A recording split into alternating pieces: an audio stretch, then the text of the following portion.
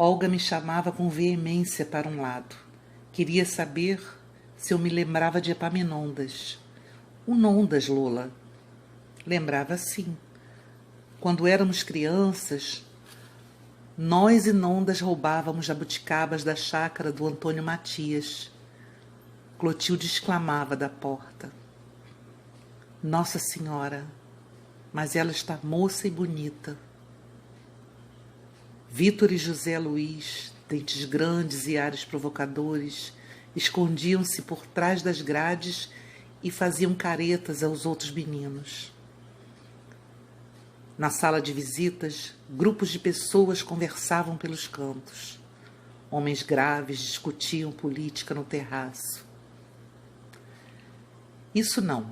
Então um bom empregado que trabalhou 10 anos para uma casa pode ser despedido de uma hora para outra? Mas qual é o patrão que, tendo um bom empregado, quer privar-se dele? Não há de querer perdê-lo. Pode-se demitir um mau empregado mediante processo. Qual o quê? Isso dá mais dor de cabeça e, no fim, a justiça acha que não houve causa e que se deve pagar todo o tempo que o vagabundo esteve descansando. Outro grupo discutia a guerra. Clotilde oferecia empadinhas amavelmente. Perguntava se queriam cerveja com este calor. Seu raposo continuava. Que adiantou a linha Maginot? Gastaram milhões, não se prepararam porque tinham a linha Maginot na fronteira e, no entanto, nada adiantou. Por que desta vez a Bélgica não lutou? Se ela tivesse escorado uma semana, a França não cairia. Desta vez não adiantava a Bélgica escorar. Nem que fosse um mês, a França não estava preparada. Não foi como na outra guerra. Seu raposo confirmou gravemente. A França estava carcomida pela política. Não se preparara, não possuía avião eficiente, não possuía armas. Por isso perdera logo no princípio. O exército francês, tão valoroso em outras guerras, encontrava-se agora em farrapos, perdido. A França estava contaminada, dividida em partidos, separada pelas ideias, pelo pensamento, pelos políticos. Por isso a queda rápida. As crianças vinham da sala, passavam pelo terraço, brincando de esconder. Outro tinha a impressão de que a Inglaterra salvara-se da invasão por ser ilha. Se não fosse isso, estaria também perdida. Não tinha aviação suficiente. E como era possível lutar hoje sem a primeira arma de guerra? O que não posso compreender, dizia um terceiro, é como esses países que estavam vendo o perigo se aproximar há tanto tempo, ouvindo a ameaça dos totalitários, não se prepararam. Até nós sabíamos que a guerra era inevitável. Outro respondia, eram países democráticos. As democracias são lentas, não são como as ditaduras. Levam tempo para preparar o espírito do povo. Roosevelt preparou o povo americano para a guerra. Alguém lembrava, imagine a luta entre a Alemanha e a Rússia, as duas ideologias, comunismo versus nazismo, os maiores inimigos do capitalismo. O Dr. Estevão explicava que os comunistas e os outros extremistas eram os inimigos do capitalismo, porque acreditavam que ele era o único culpado pelos milhões de desempregados que havia antes da guerra e pela miséria que havia no mundo. Eram antagonistas, falava com voz sonora. Li um artigo que explica: o comunismo ataca o capitalismo pela frente, o fascismo ou nazismo pelos lados. Esquecem que o capitalismo em si é bom, não prejudica ninguém. Há dois capitalismos, um prejudica, outro não. O bom capitalismo se resume em ter coisas, possuir bens. É natural que o homem que produza mais que o outro possa acumular o fruto do seu trabalho. É o capitalismo benéfico e humano. O outro é maléfico. É o capitalismo dos imperialismos, da subordinação das indústrias à finança. É o que tem a moeda e manipula, alterando-a em suas verdadeiras finalidades. Esse capitalismo é prejudicial. Extremismos querem eliminar, mas o artigo diz que, eliminando o mau capitalismo, eliminam também o bom. Daí a desorganização completa, o fracasso. Não resolvem coisa alguma porque eles atacam os efeitos, não a causa. A causa fica. E qual é ela? Perguntaram. Diz o artigo que é a moeda regressiva. Se de 3 em 3 meses o governo declarasse que o dinheiro em circulação já não tinha valor, ninguém podia acumular. Teria que empregar esse dinheiro em bens, comprar coisas, girar com ele, não acumular. As fortunas acumuladas é que formam um mau capitalismo e causam essa inquietação, essa miséria que sempre houve, mesmo nos países mais ricos e industriais. Será possível o dinheiro perder o valor de 3 em 3 meses? E quanto custa ao governo fazer dinheiro assim? Viver fazendo dinheiro? O doutor Estevão ficou de mostrar o artigo. Houve protestos. Senhoras e moças elogiavam vestidos de Glorinha. Cumprimentavam a noiva pelo bom gosto. Glorinha sorria, a cauda do vestido dobrada no braço esquerdo. Agradecia e conversava. Distribuía botões de laranjeira. Os que discutiam política e desancavam o governo calavam-se diante dos noivos que passavam vagarosamente. Elogiavam, então, as famílias, boa gente de tradição. Acompanhavam Glorinha com o olhar. Gabavam-lhe a beleza. O mais entendido dizia que Inês, a filha mais moça do Zeca, ia ficar mais bonita que a irmã. Estava ficando um primor. Voltavam a falar da política. Esqueciam a beleza. Eu digo sempre que o que falta no Brasil são estradas, meios de comunicação. Já houve um governante que disse essa verdade e outras. Por isso foi parar no exílio. Ele falava que governar é abrir estradas. Essa é a grande verdade. Alguém reclamava. Esse não era o primeiro problema. Havia outros importantíssimos.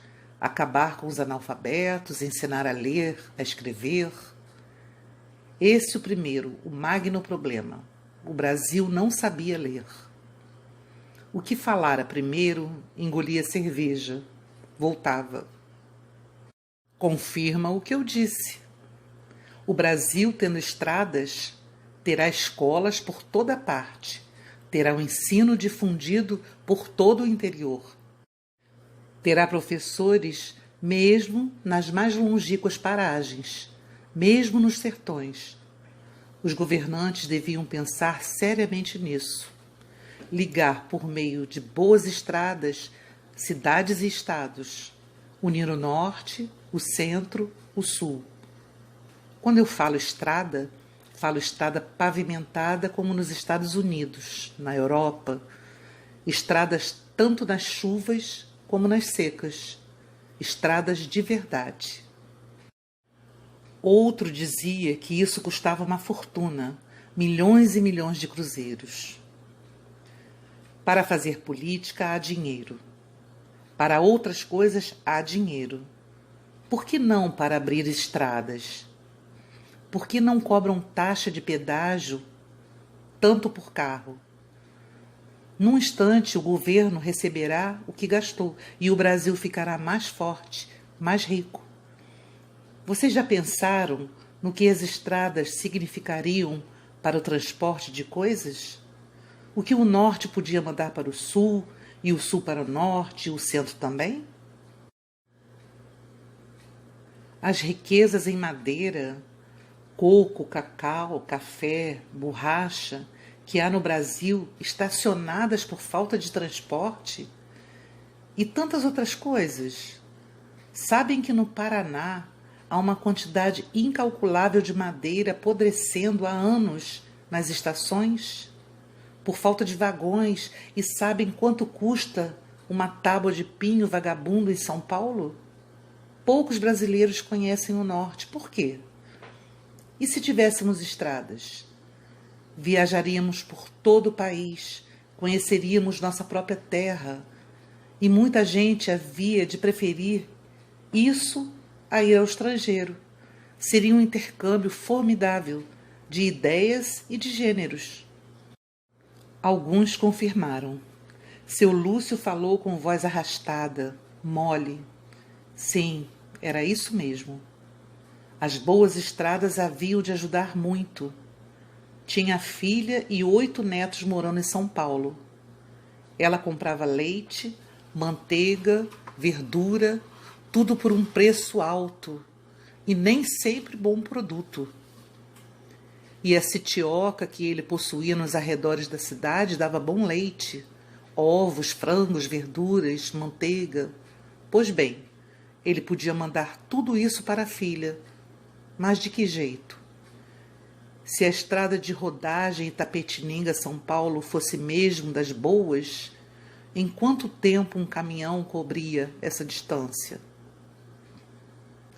Fizeram o cálculo, cada um deu opinião. Entraram em acordo. Pois é, de 3 em 3 dias a filha teria em São Paulo todos esses produtos. Faria economia e ainda venderia as sobras para os vizinhos. Pela estrada de ferro não era negócio. Isso mesmo, seu Lúcio. E como o senhor, tantos outros, nem tem conta. O outro voltou ao assunto das escolas. Não, o Brasil precisava era de mandar ensinar a ler. E também ensinar a todos os caboclos como criar um filho. Não ser tão ignorante. Ensinar a comer, minha gente. O Brasil não sabe comer. Riram. Comer o quê? A questão é que não havia o que comer. Ele exaltou-se. Porque não sabem plantar. O caipira come feijão, farinha e carne seca quando tem. O que é isso para uma criatura? Enfraquece, a raça não desenvolve. Vocês que viajam por aí, me digam uma coisa. O que é que o caboclo planta à sua volta, à volta da sua casa? Nada, minha gente, nada. Nem um pé de chuchu, nem couve. Por quê? Por ignorância. Se ele soubesse ler, saberia que chuchu é bom para a saúde. Já vi na minha fazenda a mãe dar à criancinha pedaços de rapadura porque a criança tinha fome. Quando eu disse que aquilo fazia mal, respondeu que criara os outros assim.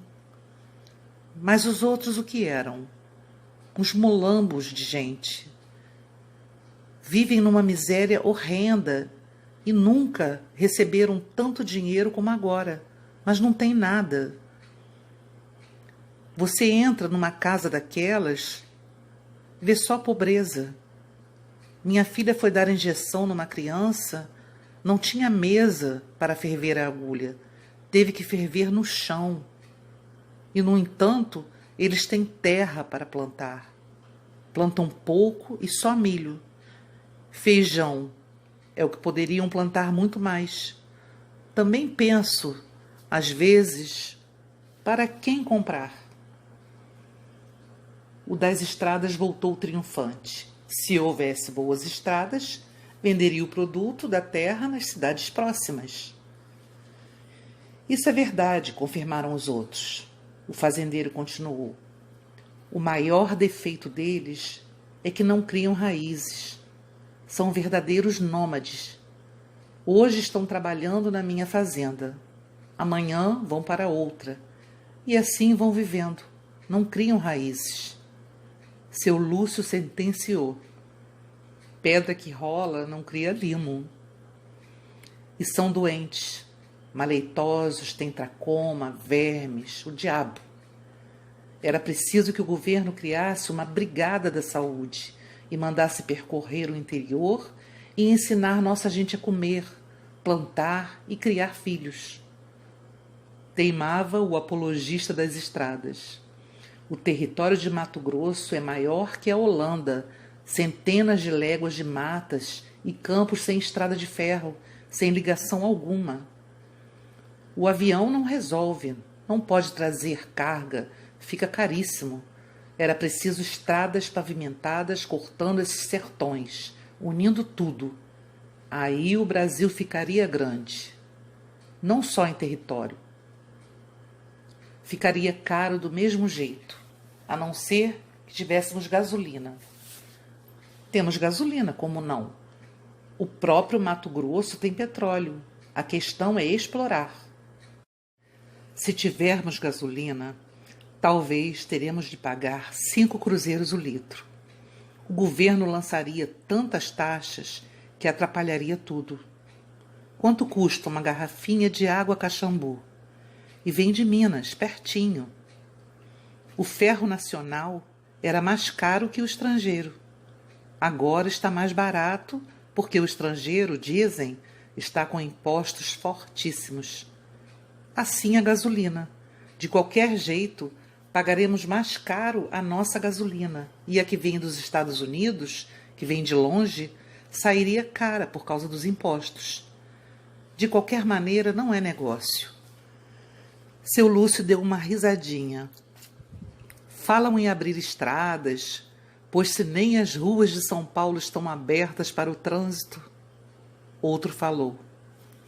Outro dia, ouvi uma enfermeira falar no rádio, em São Paulo. Disse que, graças ao governo, a vida havia melhorado muito para a classe dela.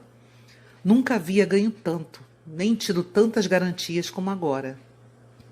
Esqueceu-se de que um par de sapatos que ela comprava por 50 cruzeiros custa agora 4 vezes mais. Que a comida subiu, que o vestuário subiu, a moradia subiu, e ela continua tão pobre como antes. O povo não enxerga isso. Só enxerga que recebe mais nota no fim do mês e fica iludido, agradecido. Jamais ganhou tanto, mas também jamais gastou tanto. Pura ignorância. Na roda que discutia a guerra, o doutor Estevão falava: desde a era feudal, o mundo vem se transformando rapidamente. Na Idade Média, havia os barões feudais e o poviléu. Depois isso desapareceu. Ficou a aristocracia e a plebe, que a Revolução Francesa derrubou. Veio a era da burguesia. Hoje quem domina é o burguês. Na Rússia, não. É o proletariado. Derrubaram também o burguês. Vejam por que transformação o mundo tem passado. Tem passado por uma peneira. Que veremos mais? Nós talvez não. Mas nossos filhos e netos, o que hão de ver ainda? O das estradas conseguia convencer os do outro grupo. Com estradas, haveria facilmente escolas, haveria professores, haveria civilização, jornais. Estradas pavimentadas salvariam o Brasil. É um país novo, tenho a impressão que está como que fermentando. É um fermento que está crescendo aos poucos. Teremos estradas e tudo mais. O brasileiro é inteligente. Nisso é que está o mal. O Brasil tem fama de rico, é o que se aprende nas escolas. Ouro, ferro, pedras preciosas, madeiras de primeira qualidade, tem tudo. O brasileiro é inteligente, pronto. Ficou com a fama e dormiu. Alguns riram. Todos os países novos são assim, muita bravata, muita prosa, muita esperança, muito desperdício no começo. Depois virá outra fase, a fase dos empreendimentos. Então teremos um grande país, não só em terras. Se Deus quiser, alguém falou. Clotilde auxiliava a Glorinha a trocar de vestido. Abotoou a blusa errada, trocando os botões. Teve que desabotoar para fazer tudo de novo. As amigas de Glorinha foram entrando sem cerimônia. Examinavam os presentes sobre a cama. Crianças espreitavam pelo vão da porta e corriam. As amigas contavam casos, liam os cartões dos presentes, examinavam o vestido de noiva sobre a cadeira. Comentavam. Passavam pessoas com as mãos cheias de arroz. Vitor dizia a José Luiz: jogue bem na cabeça deles, bem na cabeça. Os homens esqueceram novamente a política e a guerra. O casal passou depressa, procurando esconder os rostos entre os braços levantados, numa saraivada de arroz e gritos. Olga estava com os olhos úmidos. Zeca sorria. Partiram. Os convidados despediram-se e deixaram a casa apressados. Olhamos as salas vazias, papéis de bala pelo chão, pedaços de doces pelos cantos, copos esquecidos sobre os móveis. Zeca olhou tudo meio desanimado, coçou a cabeça, passou o braço pelo pescoço de Olga, que chorava baixinho. A debandada continua, minha velha. Há de chegar o dia em que o ninho ficará vazio. Inês juntava cálices e copos numa bandeja. Passava dançando e equilibrando, sua cinturinha volteando no ar. Vitor chutou um pedaço de empada. De repente, vozes se elevaram na cozinha, ruído de tapas, imprecações. Que seria? Vitor passou correndo, perseguido por Inês. Será possível, meu Deus? Falou Zeca com voz de choro. Clotilde veio atrás, acalmando. Não é nada. Vitor chamou-a de rainha morta. Ela ficou furiosa. Ouvimos Vitor dizer várias vezes: olha, Inês de Castro, a rainha morta. E os gritos de Inês: trabalhamos para pôr a casa em ordem. Bateram 13 horas no relógio da sala. As rosas amarelas a se balançarem no terraço. Alguém perguntou: onde estão as pequenas? Foram encontrar uma delas deitada no sofá, dormindo com um dedo na boca, o vestido amassado e sujo de geleia. A chuva recomeçara a cair. Silêncio na casa do largo. Sentadas no terraço, Clotilde e eu conversamos serenamente. Esquecida por momentos do trabalho, as mãos vermelhas, grossas, Clotilde começou a se queixar de Olga, dos sobrinhos. Olga era culpada, única culpada. Não sabia educar aquelas crianças. Era mole, elas faziam o que queriam. Zeca, coitado, tinha farmácia. A vida dele era apertada. Mas Olga deveria ser mais enérgica a hora esta. Olhava as rosas. Tinha a escola, era verdade, mas só 3 horas de aula por dia, o resto do tempo em casa. Mas qual? Era mole por natureza. Com os mais velhos, fora autoritária, danada. Para os mais moços, era aquilo que se via. Ela procurava não ser pesada. Ganhava dinheiro com as taxadas de doces, ou marmelo, ou goiabada, bananada, figada. Deus a livrasse de ser pesada. Enquanto tivesse forças, seus braços haviam de trabalhar. Mostrou as mãos calosas, olhos calos. Fez uma pausa. Depois continuou dizendo que os meninos não a respeitavam. Imitavam-lhe o modo de rezar, de falar. Olga, em vez de zangar-se, ria, imagine. Uma vez estava descascando goiaba e quando viu, Vitor estava atrás, imitando-a. Ficou indignada. Olga também riu e na hora do almoço contara a Zeca. Contara mesmo, desaforo. Clotilde movia as mãos, abria e fechava os óculos, a ponto de os quebrar, nervosa. Os meninos eram insuportáveis, não obedeciam nem ao pai. Eu não havia reparado? Endiabrados. Houve um silêncio. Baixou a voz para perguntar. E Alfredo? Não teve mais notícias? Não. Que coisa! Houve tempo que ele escrevia, cartões com poucas linhas, mas dava notícias. Veio a guerra. Ficou papuda de raiva. Por isso é que tenho ódio de guerra, maldita. Por que há de haver guerra? Mortes, doenças, vida difícil, fome, tudo por causa dela. Tenho ódio. Fungou. Fez cara de nojo. Mas Alfredo há de voltar. Qualquer coisa impede-o de escrever, mas ele volta.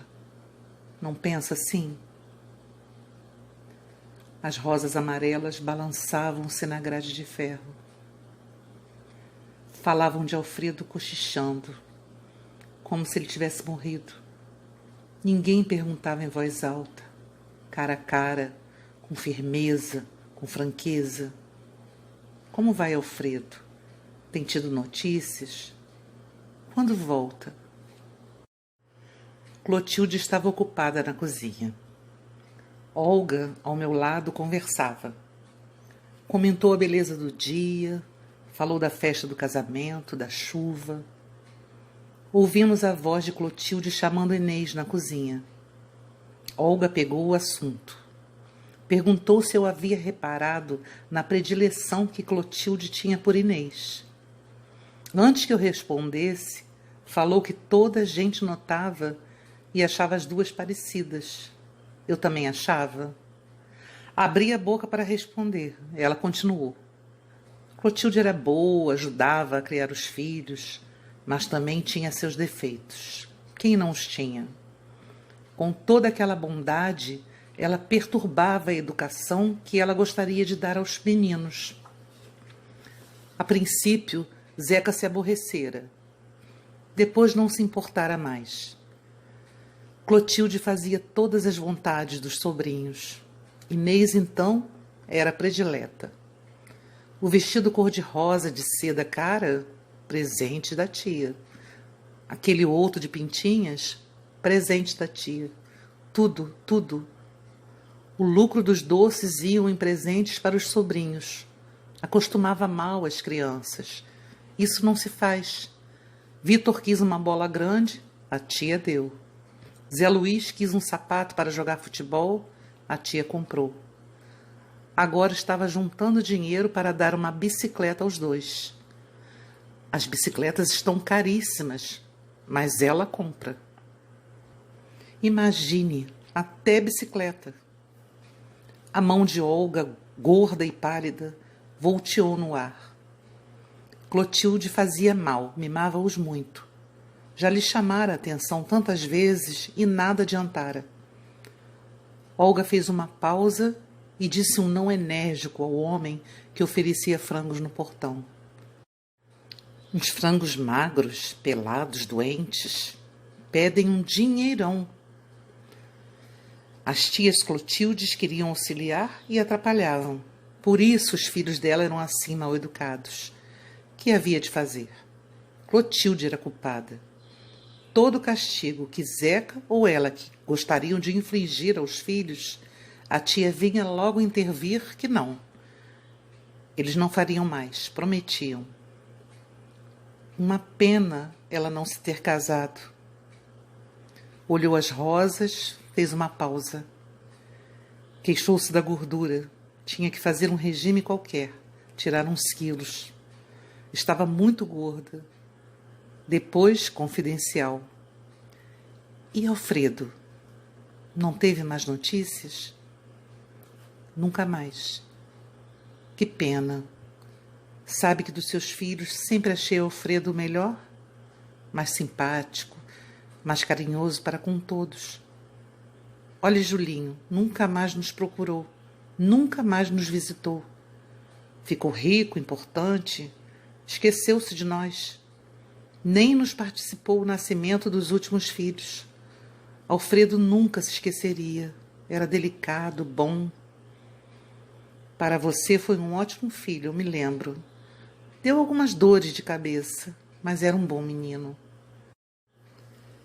Elogiavam Alfredo com insistência, como se ele tivesse morrido. Só se elogiam assim os mortos. Quando ele estava em casa, ninguém se lembrava dessas coisas. Ouvimos gritos no quintal. Olga sobressaltou-se e escutou melhor. Não se mexeu. Que será? Vieram correndo, acompanhando Vitor, que chorava e mostrava o braço. O corpanzil de Olga movimentou-se. Que foi, meu filho? Vitor caíra do muro. Clotilde estava branca, segurando o braço do menino. Zeca chegou correndo da farmácia. Fraturou? Vamos para a farmácia. O braço estava inflamado. Clotilde perdeu a hora da reza. Não houve fratura. Vitor chorava e punha a cabeça no colo da tia. Mas compressa quente, titia.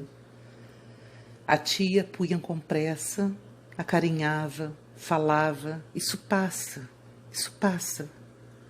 Dava-lhe sopas, colheradas, se queria mais. Se queria o doce de goiaba que estava fazendo. Coçava-lhe a orelha. Clotilde estava feliz.